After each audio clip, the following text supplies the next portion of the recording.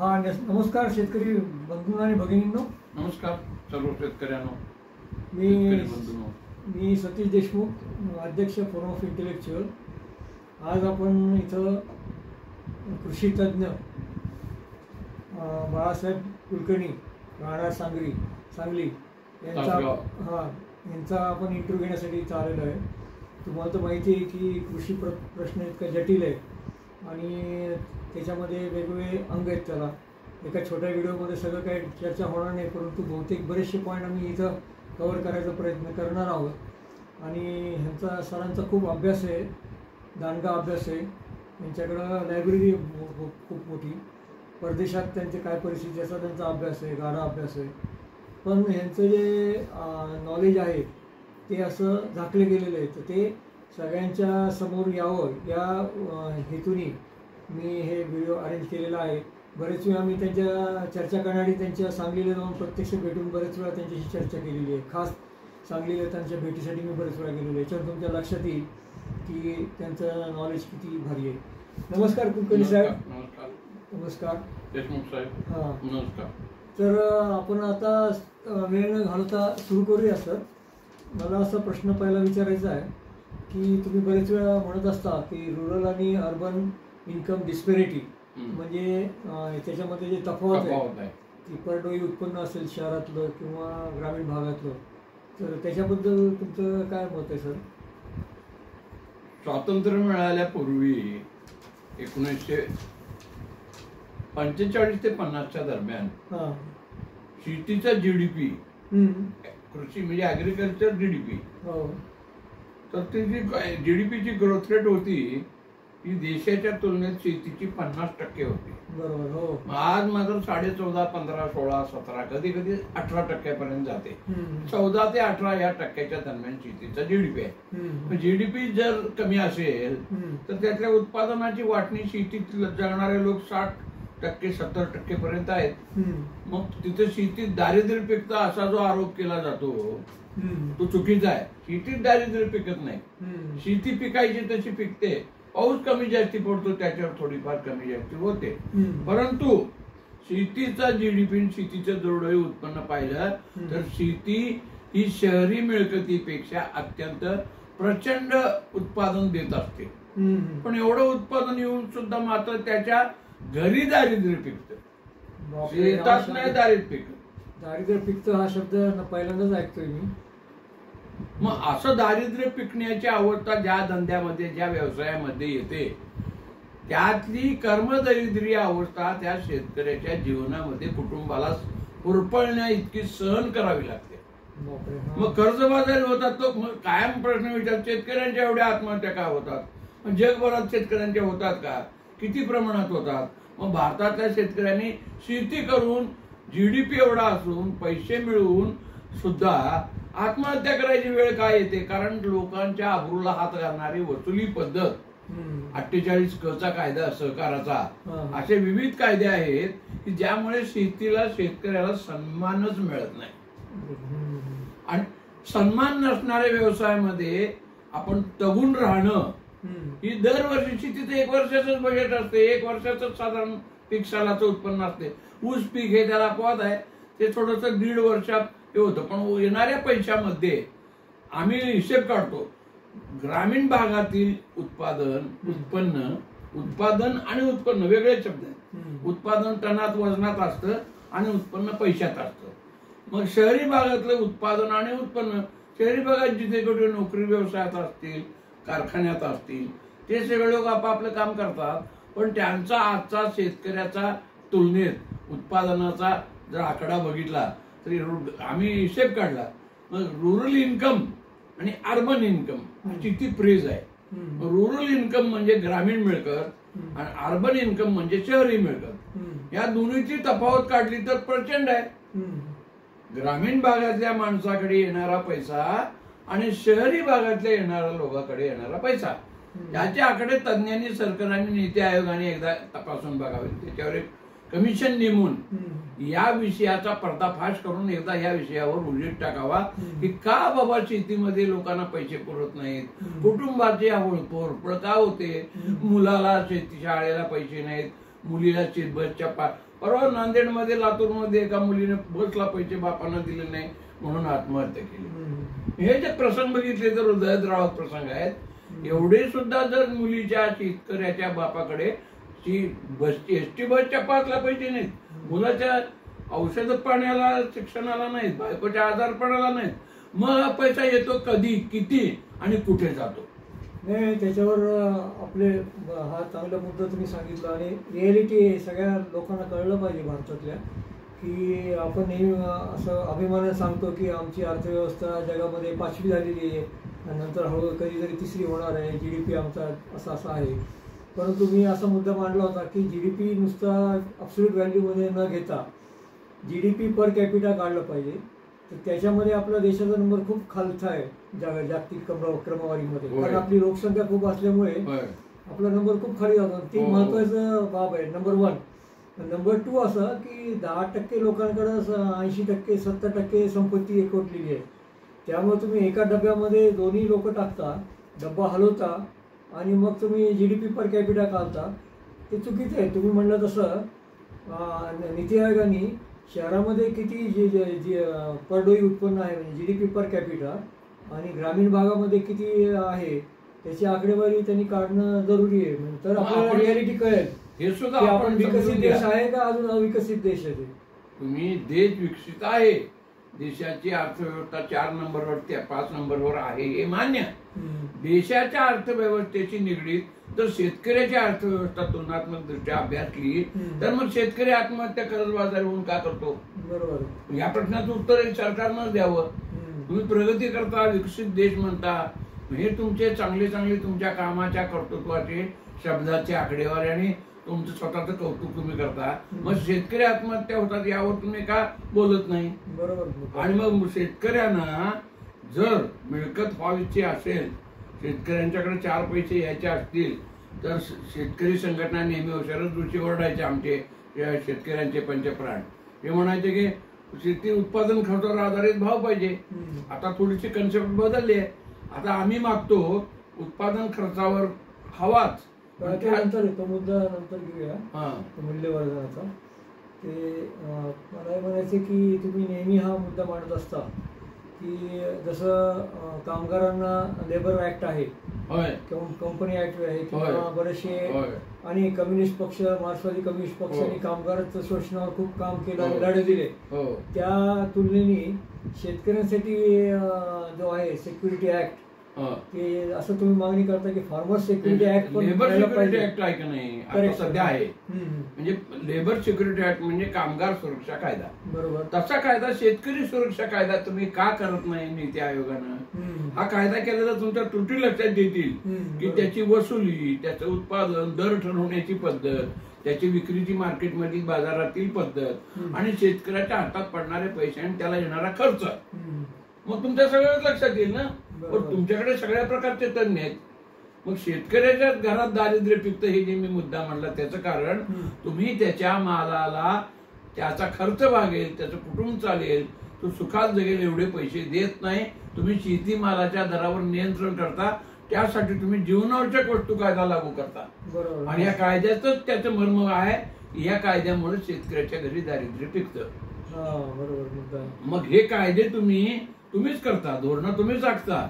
You are the policy makers, we are not policy makers. त्या labour security labour act मध्ये काय काय cover? त्याच्यामध्ये लेबर सिक्युरिटी ऍक्ट मध्ये त्याचा पगार काढताना तुम्ही त्या लेबर आयोगाकडं मिनिमम वेजेस आहेत. मिनिमम वेजेस बरोबर कुटुंबाचा खर्च आहे.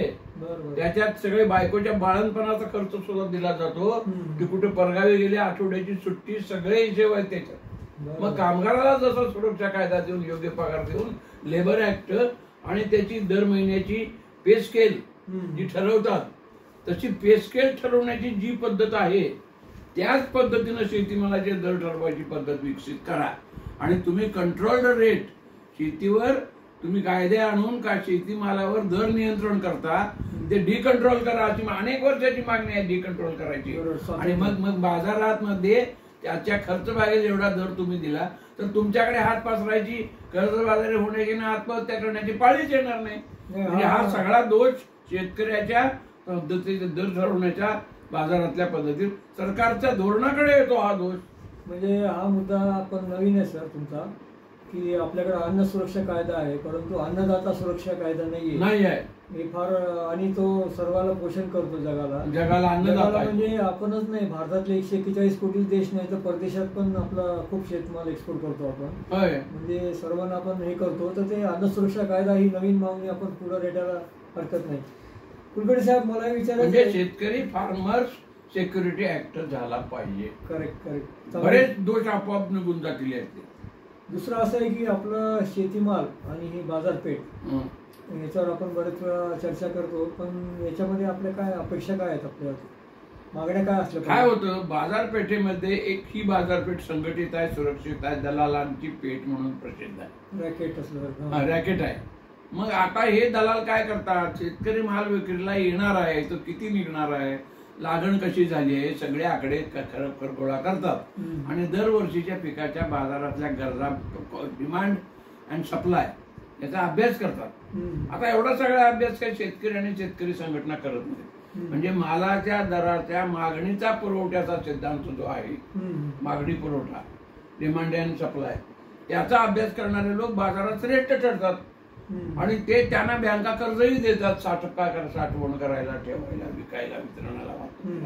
वाहनांची व्यवस्था असते आणि तो साठवलेला माल नफा घेऊन विकावा हे बाळकडू त्यांना पाजलेलंच आहे. त्यांच्या वडिलार्जित उद्योग आहेत बऱ्याच लोकांचे, आडत दुकान म्हणतो आपण त्याला. तर ते आडत दुकानदार असतात, ते नफ्यावर आधारित भाव घ्यावा हे बाळकडू असल्यामुळं ते कुठलाही माल तोट्यात विकत नाही आणि त्याची नासधूसही होऊ देत नाहीत. सुरक्षित गोडाऊन मध्ये ठेवतात. तशा प्रकारचे गोडाऊनही उपलब्ध आहेत. शेतात मात्र पाऊस आला, गारपीट आली, वादळ आलं, माल खराब होतो, तिथं शेतकऱ्याचं डायरेक्ट नुकसान होतं. त्या नुकसान भरपाईच्या बाबतीत सरकारकडे हात पसरून उभं राहावं लागतं. मग सरकारी लोक सरकारी पद्धतीने पंचनामे करतात. मग त्या पंचनाम्यामध्ये अनेक त्रुटी असतात. मग त्याचा शेतीचा आकार कमी असला तर तो शेतकरी थोडंफार 1-2 एकराचं जे पोटापुरतं पिकायचं ते बी सगळं आजारात नुकसानीत गारपिटीत गेल्यामुळं तो भिकारीच होतो, रस्त्यावर येतो. तसा शहरातला आडत दुकानदार माल गोडाऊन मध्ये ठेवल्यामुळे विकेपर्यंत पैसे येतो, तोपर्यंत सुरक्षित असतो. मग बाजारपेठेमधल्या अन्यायामध्ये 4 प्रकार आहेत. बाजारपेठ ही म्हणजे आता कसं झालंय, 1966 साली APMC, agriculture cost and price commission, आणि APMC agriculture market price, APMC cooperative, त्या बाजार समित्या सहकारी पद्धतीवर उभा केलेल्या आहेत. आणि अशा देशात शेकडो लाखो व्यापाऱ्यांना सुरक्षितता तिथे दिली जाते. मग आता कांद्यासारखा प्रश्न येतो. कांदा 3-4 महिन्याचं पीक, ते पीक आल्यावर टिकण्याचे प्रमाण आहे 2-3 महिन्याचं. मग कांद्यामुळे सरकार पडण्यापर्यंत प्रकार गेलेत. वाजपेयीचं सरकार कांद्यानं पडलं.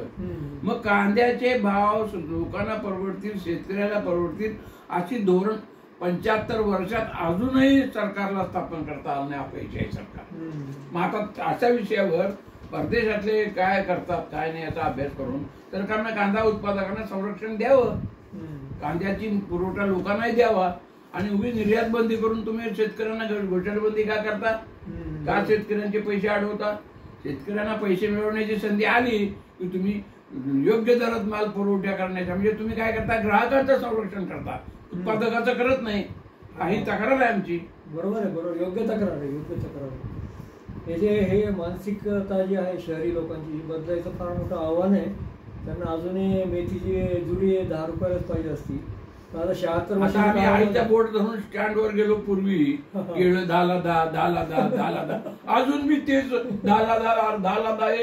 मी म्हातारा झालो, माझं वय 77 आहे. म्हणजे स्वातंत्र्याच्या दरम्यानच माझा जन्म आहे.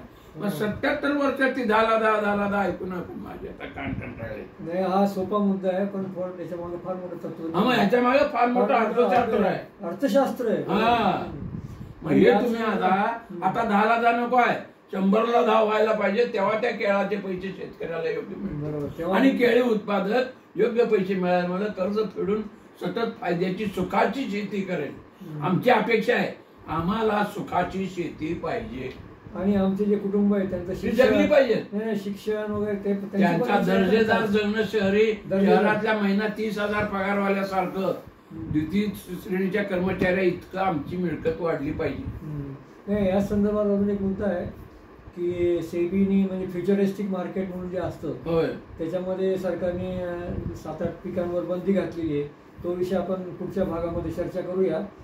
तर याचा पुढचा मुद्दा जो आहे तो म्हणजे पण रुरल इन्कम आणि अर्बन इन्कम यामधली तफावत दूर झाली पाहिजे. देशातील अर्थव्यवस्थेमध्ये शेतकऱ्यांचे स्थान काय याच्याबद्दल आता आपली थोडंसं चर्चा झाली. कॉन्ट्रीब्युशन ऑफ जीडीपी काय होतं चर्चेत, शेतकऱ्याचं स्थान सांगावंच लागतं. आता शेतकऱ्याचं तसं स्थान, त्याच्याकडे बघण्याची दृष्टी त्या आत्महत्याग्रस्त अशी अपमानजनक दृष्टी आणि शेतकऱ्याच्या मुलाची लग्न होईना. तुम्ही त्याचा मुद्दा इतका प्रसिद्धीला दिला की शेतकरी आत्महत्याग्रस्त आहे, त्याच्या बापाचं उत्पन्न नाही, त्याची शेती पिकत नाही, त्याला पाणी नाही, हे नाही, अशा अडचणी सांगून सांगून सांगून शेतकऱ्याला बेकिंमत केली तुम्ही जगाच्या बाजारात. हे करता येणार नाही तुम्हाला, कारण तो अन्नदाता आहे.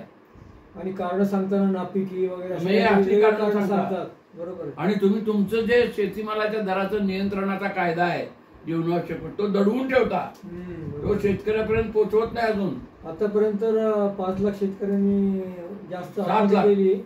7 लाख. हा, परंतु मी असं पाहिलं की बरेच वेळा जे शेतकरी पात्र आहेत आत्महत्येला आणि ज्यांना 1 लाखाचं अनुदान मिळतं त्याच लोकांची यादी NCRB कडे जात असणार. आणि जे अपात्र जे आहेत, जे खरोखर पात्र असतात पण त्यांना काहीतरी लोकल कारणांमुळे अपात्र ठरवतात, त्यांची यादी वर जातच नसणार.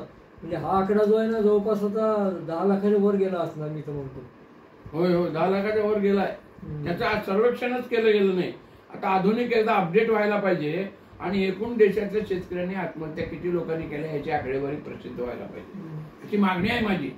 दुसरं सर, तुम्ही वारंवार आपल्या मी सांगितलं येऊन तुमच्या जेव्हा चर्चा करतो तेव्हा तुम्ही एक मुद्दा नेहमी ठासून सांगता की कृषी औद्योगिक समाजाची निर्मिती झाली पाहिजे. तर ही काय संकल्पना? त्याचं कारण काय, प्रक्रिया उद्योगामध्ये जाणारा माल बहुतांशी 1000 उद्योग हे अन्न, फूड इंडस्ट्री, फूड प्रोटेक्शन या सगळ्या गोष्टीतूनच पुढे आलेले आहेत. आणि शहरातले सगळे मग तो खारी बिस्किट असो, चिवडा असो, मसाला हे असो, काय असेल ते जे सगळं आहे. आता साखर हा एक बीज उद्योगाला लागणारा पदार्थ आहे. याच्यापासून अनेक उद्योग उभा राहतात. सगळं फार जगातले सगळ्यात आद्य जर औद्योगिक बीज कच्च्या मालाचा जर कुठला पदार्थ असेल तर तो साखर आहे. मग साखरेच्या बाबतीत दर ठरवताना तुम्ही आता काय करताय, तुम्ही साखरेच्या कारखान्याच्या दरावर सगळी नियंत्रण आणून FRP जाहीर करताय आणि MRP देत नाही. बाकी सगळीकडे MRP आहे. मग त्याचे दर जाहीर करताना तुम्ही साखरेचे MSP देत नाही, म्हणजे कमी MRP देत नाही, FRP देता. बरोबर. FRPचा लांब आहे फेअर अँड रेम्युनरेटिव्ह प्राइस. म्हणजे कशी काढता तुम्ही, तर तुम्ही उत्पादन खर्च साखरेचा, ऊसाचा आणि साखरेचा आणि तेवढी किंमत लावता, पण नफ्यावर आधारित भाव देत नाही. एकही साखर कारखाना नफ्यात येत नाही, ते कारण सांगतात. आता त्याच्यावर त्यांचे काही हेतू, त्यांचे काही गैरव्यवहार, भ्रष्टाचार असतील, याच्यावर कडक कारवाई व्हावी, ती काय आम्ही सोडा म्हणत नाही. कारखानदाराच्या गैरव्यवहारावर, अफरातफरीवर योग्य कारवाई करून त्यांचे भ्रष्टाचार बाहेर आणून कारखाने बंद का पडतात, आजारी का पडतात, चेअरमन आजारी पडत नाही आणि कारखाना आजारी पडतो. या असल्या प्रकारच्या हास्यास्पद काही गोष्टी घडतात. तर तुम्हाला आता ह्या प्रक्रिया उद्योगातील कच्चा माल त्यांना पुरवताना सरकारला त्याचं एक महामंडळ करा आणि ते सगळे टेंडर ते सगळे शेतकऱ्यामार्फत चालवा. शेतकरी संस्था, ग्राहक संस्था स्थापन करा आणि त्याच्यात लुडबुड कुठल्या दलालानं करता येणार नाही, करावी लागणार नाही आणि त्याला हातच घालता येणार नाही. अशा प्रकारची ताळेबंद म्हणजे सुरक्षित पुरवठा यंत्रणा तयार. याच प्रश्नाशी संबंधित असा प्रश्न आहे की कृषीला औद्योगिक दर्जा मिळावा असं आपण म्हणतो. म्हणजे एक्झॅक्ट काय म्हणजे काय कल्पना आहे ती, कृषीला औद्योगिक दर्जा मिळावा याचा अर्थ शेतकऱ्यांनीच आपल्या कच्च्या मालापासून पक्का माल तयार करताना औद्योगिकरणाचे त्यांना प्रशिक्षण धडे देऊन यंत्र खरेदी करून त्यांचेच कारखाने काढा. म्हणजे कृषी औद्योगिक समाज. कृषी औद्योगिक समाज कधी होईल, जर शेतकऱ्याच्याच मुलांना बिस्किट तयार केली, शेतकऱ्याच्या मुलांना मेवा मिठाई तयार केली, शेतकऱ्याच्या मुलांना खोकल्याचं औषध तयार केलं, शेतकऱ्याच्या मुलांना कपडे तयार केले कापसापासून, तर आता सगळ्याच पदार्थापासून प्रक्रिया उद्योग शहरात आहेत आणि माल तिथं नाही, माल खेड्यात आहे. हे लोक माल खरेदी करणारे दलाल तिथं जातात, माल खरेदी करतात आणि उत्पादकाला, साखर कारखानदाराला किंवा उद्योगाला माल पुरवतात. ते साखर कारखाना आणि सूत गिरण्या याचं उत्तम उदाहरण आहे. कुणी खेड्यात का गिरण्या काढत नाही? तुम्ही खेड्यात का साखर कारखाने काढून तिथं त्यांचे छोटे छोटे छोटे युनिट का काढत नाही? त्याच्यापासून वीज का तयार करत नाही? त्याच्यापासून लागणाऱ्या गोष्टी का तयार करत नाही? त्याला उत्पादक बनवा ना. नाही, जसं MIDC तयार करतं सरकार, स्वस्त दरामध्ये जागा देतं, होय, रस्ते, तशा प्रकारच्या MIDC खेड्यात तयार करा. मोठमोठ्या पाईपलाईन पण बघतो MIDC जाणाऱ्या मोठमोठ्या एवढ्या. खेडे हे विकासाचं केंद्र धरून तसं कृषी प्रक्रिया उद्योगांना सुद्धा दर्जा देऊन एक वेगळं MIDC, एका खेड्यातल्या लोकांना तिथं त्याच्या कच्च्या मालापासून पक्का माल करणारी इंडस्ट्री रोजगार देऊ शकेल आणि बँकही भांडवल देईल असं नवीन मॉडेल तयार करा ना. इस्रायल सारखं. बरोबर. जगामध्ये असे अनेक देश आहेत की जे स्वतःच्या पक्क्या मालाचं उत्पादन करताना शेतकऱ्यालाच उद्योगी बनवतात. तुम्ही का शेतकरी सोडून मग तुम्हाला हे करायचं असेल तर शेतकऱ्याच्या मालाची खरेदी करताना त्याची लूट होणार नाही, त्याचं एक्सप्लॉयटेशन होणार नाही, त्याचा तोटा होणार नाही, त्याला योग्य पैसे मिळतील, त्याचा खर्च चालेल, तो कर्जबाजारी होणार नाही, तो दरिद्री होणार नाही. अशी का तुम्ही अर्थव्यवस्था नव्यानं आखत नाही? हे प्रारूपच बदला ना. नाही, जसं सर मी नेहमी मुद्दा मांडत असतो, नेहरूच्या काळामध्ये औद्योगिकरणाला महत्त्व दिलं गेलं आणि पब्लिक सेक्टरमध्ये खूप मोठी इन्व्हेस्टमेंट केली. पण त्यानंतरच्या काळामध्ये कृषी प्रक्रिया उद्योगाला असे सरकारी गुंतवणूक काही केली नाही. कारण काय, मास प्रोडक्शन असेल तर मालाची किंमत कमी येते आणि कुठं टेक्निकल कोलॅबोरेशन फॉरेनशी केलं समजा, तर त्या ज्या गोष्टी ज्या आहेत त्यासाठी पब्लिक सेक्टरमध्ये सुद्धा इन्व्हेस्टमेंट मध्यंतरी किंवा फॉरेन डेव्हलपमेंट इन्व्हेस्टमेंट FD आहे का काय, ते करणे जरुरी, असं पण एक मुद्दा आहे. मग तुमच्याशी चर्चा करताना मध्ये एकदा आम्ही बोललो होतो की अशा प्रकारे उद्योग उभा करताना खेड्यातील कच्च्या मालापासून पक्क्या मालाची प्रक्रिया उद्योग हे नफ्यावर आधारित आणि शेतकऱ्याचा नफा मिळेल अशा पद्धतीने व्हायला पाहिजे. आज ज्याचा नफा आहे पण हे सगळं चाललंय शहराकडं, म्हणजे खेड्यांची लूट आणि शहराकडे संपत्ती. तो मुद्दा नाही, ठीक आहे, मी बघतोय 17 मिनिट काय करू डिस्टर्ब. दुसरा एक मुद्दा अति महत्वाचा आहे, जे कुठलीही संघटना किंवा जी मागणी करत नाही आणि ही नवीन मागणी आम्ही करतोय की मूल्यवर्धनाचा जो नफाचा वाटा आहे तो कच्चा माल पुरवणाऱ्या शेतकऱ्यांना पण मिळायला पाहिजे. तर त्याच्यामध्ये कुलकर्णी साहेब तुम्ही नेहमी मूल्यवर्धन आणि तंबाखूचं उदाहरण देता, ते जरा लोकांना सांगा जरा. कसं आहे, कळलं तरी 35, 40, 42, 45 रुपये किलो तंबाखू आणि 4000 रुपये किलो सिगरेट. बरोबर, त्यात काय व्हॅल्यू ऍडिशन यातलं शेतकऱ्याला किती मिळालं? तंबाखू पासून सिगरेट तयार होते हे सगळ्याला कळतं, पण तंबाखूचा दर आणि सिगरेटचा दर 100 पट फरक असेल. तसंच कापसाचं तसंच आहे. 50 रुपये किलो कापूस आणि 5000 रुपये किलो कपडे. बरोबर, हे 100 पटीनं कच्च्या मालापासून तयार पक्का माल झाल्यावर मिळणारे दर हे प्रत्येक त्या कच्चा माल उत्पादकाच्या शेतकऱ्यांना मिळतील अशा प्रकारची इंडस्ट्रीयल पॉलिसी पाहिजे. Correct, exactly. ही इंडस्ट्रीयल पॉलिसी खेड्यात उभा राहिली तर मधले दलाल बिलाल सगळे पैसे खाणारे लोक बंधून शेतकरी आत्महत्याही थांबतील, शेतकऱ्याच्या घरी पैसे लक्ष्मी येईल आणि आम्हाला आता लक्ष्मीची वाट पाहतोय आम्ही. बाजाला आता बरोबर, आम्ही शेतकरी आता हे नको, सहानुभूती नको, मत मागायला तेवढं यायचं निवडणुकीत आणि निवडणूक संपली की पुन्हा 5 वर्षांनाच यायचं. आणि हे जे तुमचं जे लुटीचं धोरण आहे हे because of that policy of government. तेव्हा आम्हाला तर पॉलिसी मेकर व्हायचं आहे. आमची मुलं उद्या राजकारणात उतरतील, तुम्हाला सगळ्या धडा शिकवतील आणि आमच्या नव्या पिढीतल्या मुलांनी स्वतः पॉलिसी मेकर, शेतकरी संघटना, शेतकरी सोसायट्या, शेतकरी सहकारी उद्योग कसे होतील याकडे असा सहकार पाहिजे की जो पॉलिसी मेकर असेल. ही काय नुसती संकल्पना नाहीये, त्याची आम्ही परत चर्चा करून आम्ही पुढे त्याच्यावर सोल्युशन आहेत आमच्याकडे. कंपनीकडे शेतकऱ्यांना शेअर होल्डर करायचं, हो. नॉन वोटिंग शेअरिंग करायचं. नंतर कंपनीचं बजेट आर्थिक जे आहे ते बजेट नाही, आपलं बॅलन्स शीट, त्याचा जो प्रॉफिट आहे त्याचं त्या प्रमाणामध्ये अवर्ग बहुवर्ग सभासदात जसे प्रोडक्टिव्ह मेंबर्स आणि इम्प्रोडक्टिव्ह मेंबर्स असे करायचे, आणि शेतकऱ्यांना त्याला 1 रुपया शेअर्स विकत घ्यायला लागणार नाही. अशा पद्धतीनं बँकानेच भांडवल पुरवून त्यांना त्या उद्योगाच्या मीटिंगला हजर राहून मतदान करायला येईल. आणि मतदानाचा आपला आग्रह नाही सर, पण पॉलिसी तरी बदलायला त्यांना अधिकार दिले पाहिजे. मतदानाचा आग्रह करून किंवा कंपनी आपल्याला ताब्यात घ्यायची नाही, आमचं एवढंच म्हणणं आहे. आम्हाला आमचा दर मिळाला पाहिजे, बरोबर, आणि नफ्यातली वाटणी मिळाली पाहिजे. आम्ही कच्चा माल दिला नसतं तुम्ही काय केलं, आम्हाला व्हॅल्यू ऍडेड प्राइस आम्हाला मिळाली पाहिजे. बरोबर. आता या पद्धतीत कसं अमेरिकेत कसं करतात, ऑस्ट्रेलियात कसं करतात. आता ऑस्ट्रेलियातल्या साखर कारखानदारांनी तिथे कोऑपरेटिव्हची भानगड कमी आहे, खाजगी उद्योजक आहेत, आणि जे आहेत ते स्वतःचे भांडवल सोसायटी आहेत त्यांच्या अशा. आता ऑस्ट्रेलियामध्ये रेल्वेचे रूट टाकून ऊस रेल्वेने वाहतूक करतात, आणि इतर रस्त्यावरचे ट्रॅक्टर, ट्रक, बैलगाड्या हे सगळं बघितलं. सामान्य माणसाला उद्योग मिळाला पाहिजे म्हणजे काय, रस्ते अडवून रस्त्यावर वेगवेगळ्या प्रकारच्या गोष्टी करून काय त्या वाहतुकीची वेळ घालून आता 24 तास वेळ गेला तर 1.7 रिकव्हरी उतरते ऊसाची. कोण जबाबदार याला? दुसरं असं सर, आपल्याकडे बरेच लोक अनुदान म्हणजे भीक आहे, भीक नको आम्हाला असं म्हणतात, परंतु ही आता जुनी कल्पना झाली. कारण इंडस्ट्रीला देताना ते इन्सेंटिव्ह म्हणतात, म्हणजे असं पॉझिटिव्ह सायकोलॉजिकल पॉझिटिव्ह शब्द वापरतात, म्हणजे प्रोत्साहन, आणि शेतकऱ्यांनी देताना उपकार केला असं दाखवतात अनुदान.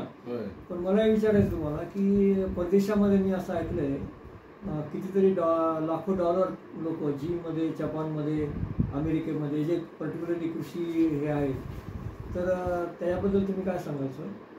काय आहे परदेशात काय परिस्थिती? परदेशात अशी अनुदान देण्याची पद्धत आहे. त्याला MLPP आणि NLPP असे 2 प्रकारचे अमेरिकेत कायदे आहेत. अरे बापरे. MLPP, NLPP त्याचा long form market loss preventing project, आणि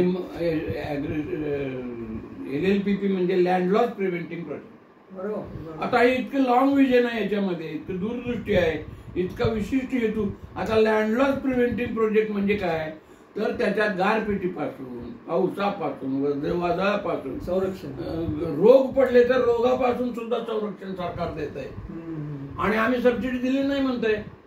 मग हे सरकारला वारंवार पंचनामे करा, आणि त्याच्या दारात जावा, मग तो राजकीय पुढारी चर्चा करणार मंत्रिमंडळात, मग हे जाहीर. अशा प्रकारची लेंदी प्रोसेस नुकसान भरपाईला वापरू नका. ते झाले की तिथे कॅमेरे लावा, तिथं हे आधुनिक सगळी यंत्रणा, ड्रोन वापरा, आणि ड्रोन सिस्टीम वापरून ते नुकसान पंचनामे करून ताबडतोब तहसीलदार स्वतः येईल, त्याचे लोक येतील, आणि नुकसान भरपाई आकडे कळवून बँका आणि हे याच्यात सहभागी होतील, सरकारी यंत्रणा, महसूल खात्याच्या, आणि त्यांनी डायरेक्ट नुकसान भरपाई जाहीर करावी. मंत्र्याची वाट कशाला बघता, बजेटची वाट कशाला बघता, आणि त्याच्यासाठी वेगळे एक निधी वेगळा एकदाच काढा. अमेरिकेमध्ये $50 लाख निधी वेगळा काढला, आणि 5 नुसत्या कृषी द्राक्षाच्या बागेसाठी. त्यामुळे तिथं नुकसान भरपाई शेतकऱ्याला मागायला सरकारच्या दारात जावं. आम्ही जरा पाऊस पडला की पंचनामे करा. महिन्यात एकदा तरी अवकाळी पाऊस पडतो, मग अवकाळी पावसाच्या नुकसानीला महामंडळ स्थापन करा, आणि सगळे अधिकार त्यांना देऊन टाका ना. नाही, आम्ही मध्ये मागच्या 15 दिवसापूर्वी पाटण गावात गेलो होतो, साताऱ्याच्या पुढं. तिथं शेतकरी इतके ओरडत होते, वन्य प्राणी, गवा वगैरे किंवा सगळे हत्ती येतात, हत्ती सगळं उद्ध्वस्त करतात. नाही, ते गवे नुकसान करतात.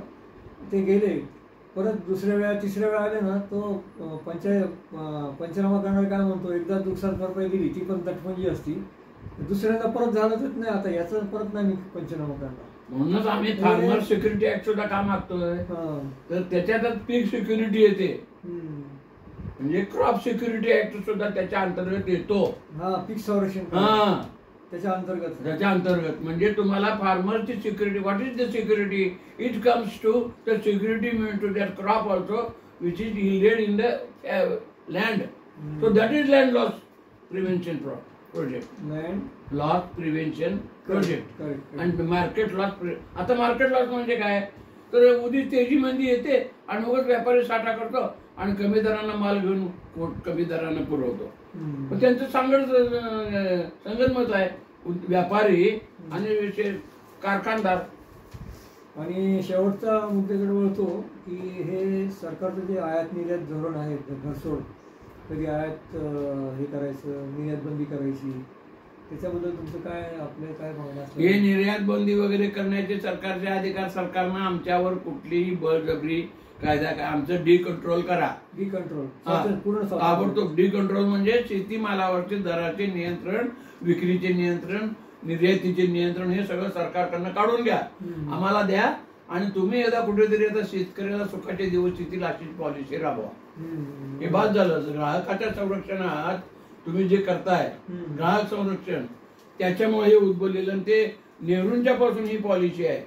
पंतप्रधान पहिले भारताचे शेतकऱ्याला कडे दुर्लक्ष, शेतीकडे दुर्लक्ष आणि उद्योगाकडे ABCD अशा वेगवेगळ्या तुम्ही उद्योगाच्या हे काढले MIDCच्या, MIDC A-B-C, आता C आणि D MIDC म्हणजे असा का फरक करता तुम्ही?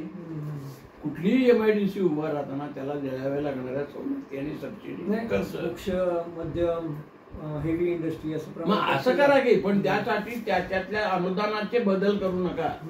आणि शिवाय टेक्निकल नो हाऊ इंडस्ट्रीचं एक कॉलेज काढा. कॉलेज दिल्लीला, लुधियानाला आणि कारखाना कानपूरला, आणि कारखाना म्हणजे बरोबर आहे का माझं, साखर कारखान्याच्या आधुनिक तंत्रज्ञानाच्या शिक्षणासाठी कानपूरला जायला लागतं. आणि इंडस्ट्री सगळी महाराष्ट्रात 60% शुगरची.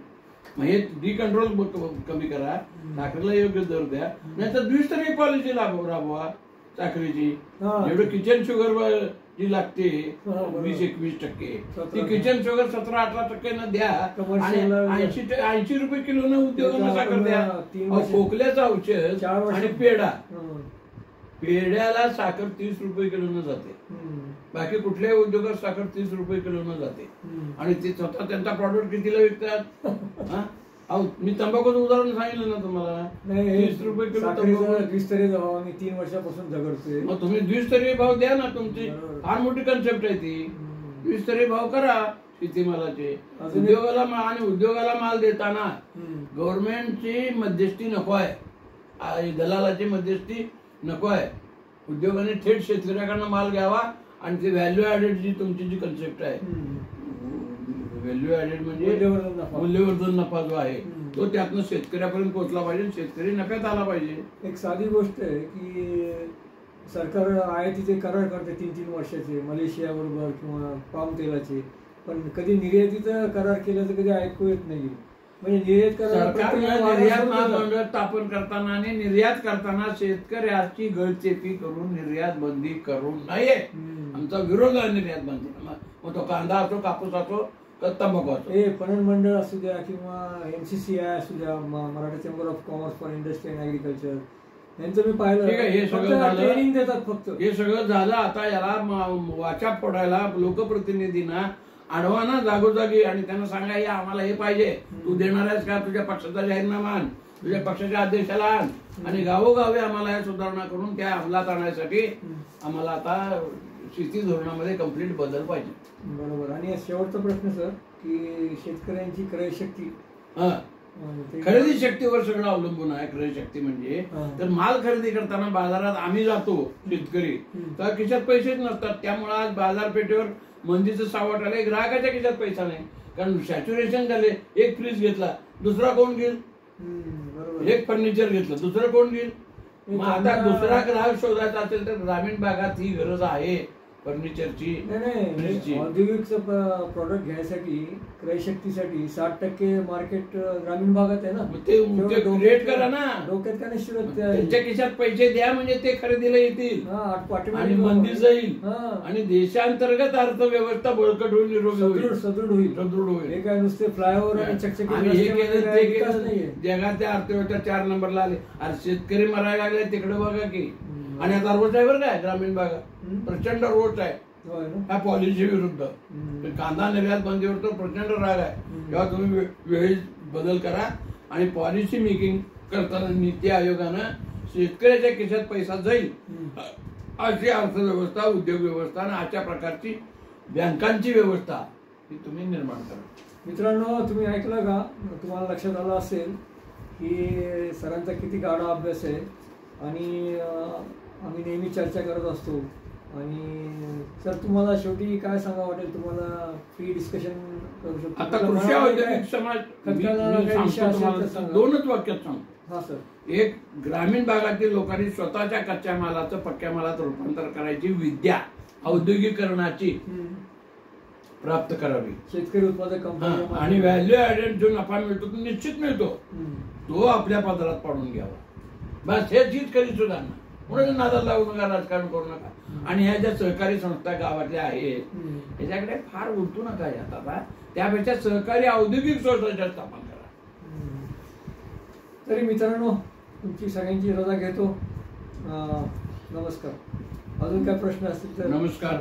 अजून पुढं होईल एखादी मुलाखत, त्यात आणखीन प्रश्न मांडू. कारण विषय मोठा असल्यामुळे छोट्या अर्ध्या तासाच्या वेळात ते होत नाही.